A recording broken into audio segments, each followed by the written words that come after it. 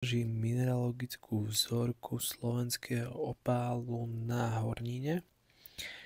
A ako môžete vidieť, tak je tu časť drahého opálu, ten opál s opalizáciou, vidieť tu aj mliečný opál.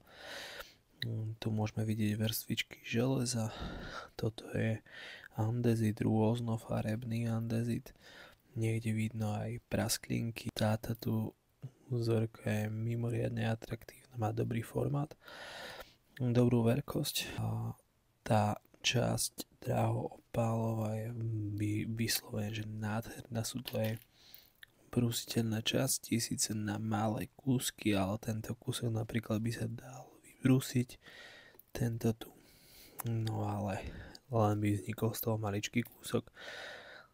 Takže môžeme sa pokochať troška farbičkami. Vidieť tu všetky farby dúhy, najviac tu vidno prevažne zelenú, modrú, ale je tam vidieť aj červenú, fialovú, občas môžete zazrieť aj žltú.